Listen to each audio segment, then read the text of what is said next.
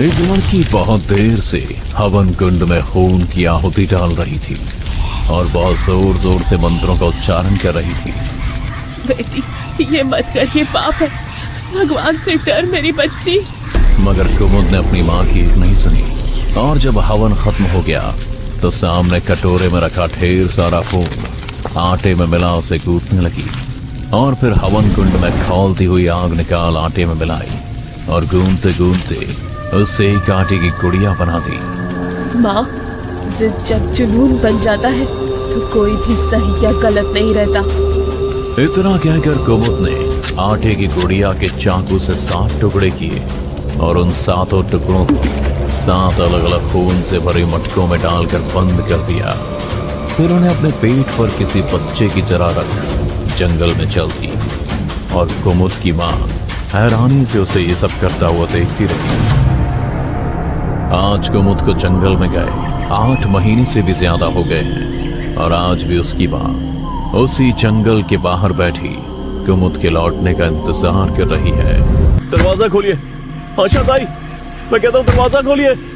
एक आदमी चीख चीख कर दरवाजा पीट रहा था कि तभी कुमुद की माँ ने दरवाजा खोला तो देखा एक आदमी खून से लथपथ उसके सामने खड़ा था।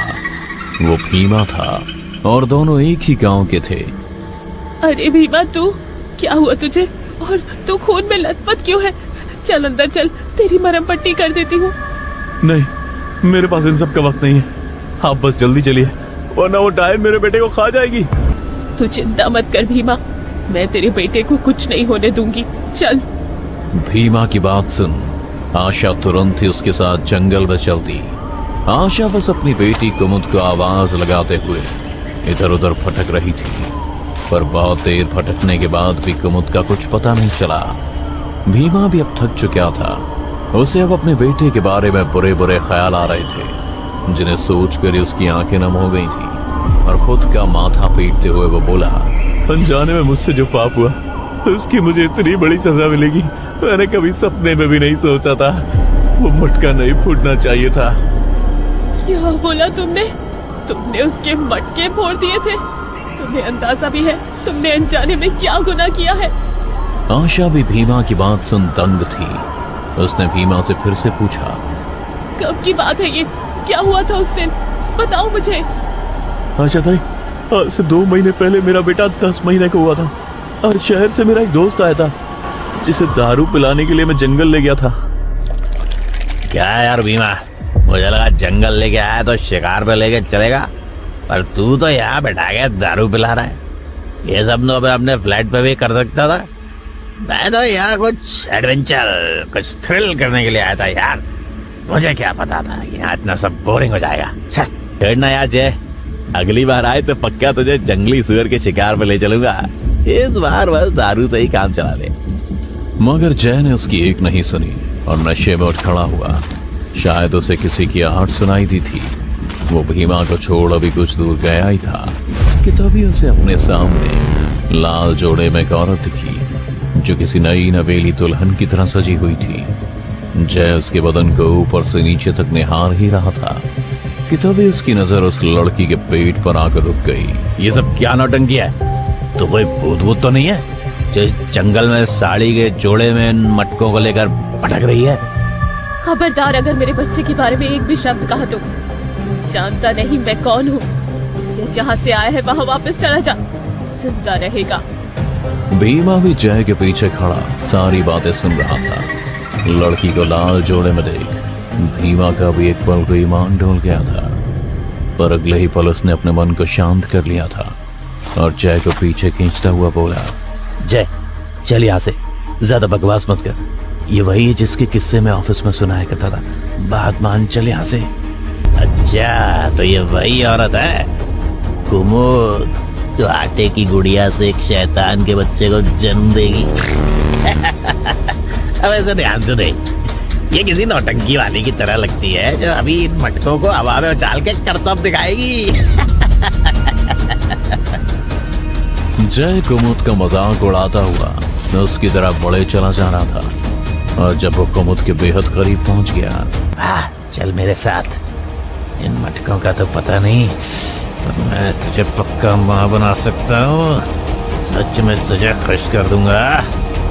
जय कुमुद से कहता हुआ उसे इधर उधर गंदे तरीके से छुए जा रहा था, पर जैसे ही उसका हाथ कुमुद के जिस्म से होते हुए उसके मटकों पर गया तो कुमुद ने एक झटके में उसका हाथ उसके जिस्म से उखाड़ फेंका, जिससे जय का सारा नशा एक पल में उतर गया और वो वहीं दर्द के मारे चीखने लगा था।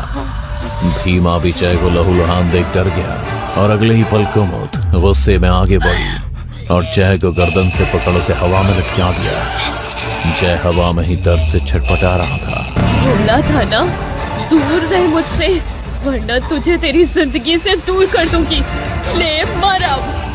कुमुद ने गुस्से में कहा और जय की गर्दन इतनी जोर से दबाई कि उसकी गर्दन टूट गई और उसकी आंखों की पतलियां फटकर बाहर आ गईं।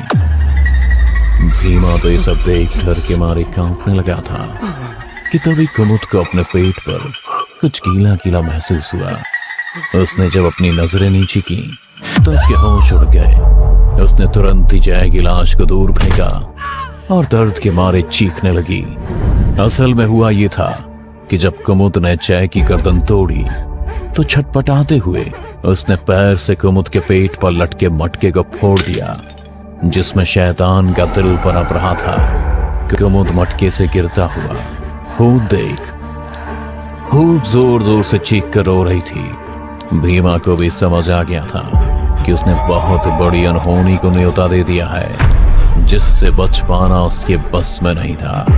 वो कुमुद को रोता छोड़ वहां से भागने को हुआ ही था कि तभी कुमुद ने भीमा से कहा, तू भी एक बाप है। जिस दिन भी तेरे बच्चे ने इस जंगल में कदम रखा तो मैं उसका दिल निकाल कर अपने बेटे को लगाऊंगी। याद रखना, मैं तुझे छोड़ूंगी नहीं। इतना सुन जंगल से मैं वापस आ गया था, लेकिन कल मेरी पत्नी मेरे बेटे के साथ बाजार से वापस आ रही थी कि किसी कारण से उसका इस जंगल में रुकना हो गया और आपकी बेटी ने मेरे बेटे को काले जादू से अगवा कर लिया और मेरी पत्नी को बेहोश कर दिया। आशा ताई, मैं बड़ी उम्मीद लेकर आपके पास आया हूँ। मेरे बेटे की जान बचा लो, मैं तुम्हारे पैर पकड़ता हूँ। ये कहते हुए भीमा अपने ही आंसुओं में भीग चुका था। आशा भी पूरी कहानी जान चुकी थी और उसे भी समझ आ गया था कि अगर उसने जल्द ही कुछ नहीं किया तो भीमा का बेटा जिंदा नहीं बचेगा। यही सोच वो आंख बंद कर कुछ मंत्र बुदबुदाने लगी और आंख बंद कर ही एक दिशा में चल दी। दोनों अभी कुछ ही दूर गए थे कि तभी भीमा ने देखा एक हवन कुंड के पास उसका बेटा भूख से रो रहा है, मगर कुमुद का ध्यान तो अपने मटकों पर था, जिन्हें बारी बारी खोल वो किसी मटके से आटे के बने हुए पैर निकाल रही थी तो किसी मटके से आटे से बना हुआ सिर। ऐसे ही कुमुद ने 6 मटकों को खोल आटे से बने पूरे शरीर को तैयार कर लिया था।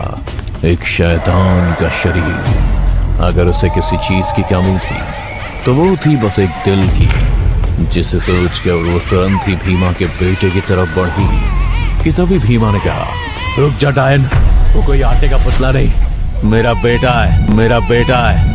खबरदार अगर तूने उसे हाथ भी लगाया तो। भीमा सही कह रहा है, कुमुद छोड़ दे अपना पागलपन। कुछ नहीं रखा इन काली विद्याओं में सिवाय दुख तकलीफ के। ये कुछ नहीं देती है। नहीं माँ, मैं माँ बनकर रहूंगी और आज मुझे माँ बनने से कोई नहीं रोक सकता, आप भी नहीं। ये कहते हुए कुमुद ने भीमा के बच्चे को गोद में उठा लिया था और अपने दूसरे हाथ में एक बड़ा सा चाकू भी ले लिया। ये देख भीमा अपने बच्चे को बचाने के लिए आगे बढ़ा ही था कि तभी जमीन के नीचे से एक हाथ निकला और भीमा का पैर पकड़ लिया। वहां जय का था, जिसे कुमुद ने काली शक्तियों से अपना गुलाम बना लिया था। भीमा अपने दोस्त जय की लाश से लड़ रहा था ताकि वो अपने बेटे को मरने से बचा सके कि अचानक ही आशा ताई ने भी अपने पास से एक चाकू निकाल कुमुद से कहा, बस कर बेटी, अब इस खेल को यही खत्म करते। मैंने तुझे भी इसी विद्या से बनाया था और सिवाय दुख और तड़प के मैंने तुझे दिया ही क्या। तू माँ बन सकती है और ना अपना घर बसा सकती है। इतना कहकर आशा ने चाकू को अपनी गर्दन पर रख लिया। आशा को ऐसा करते देख कुमुद भी सकपका गई। उसने भी डरते हुए कहा, नहीं माँ, तुम ऐसा नहीं कर सकती हो। अगर तुम मर गई तो मेरा भी अस्तित्व हमेशा के लिए खत्म हो जाएगा। वापस से एक आटे की गुड़िया बनकर रह जाऊंगी।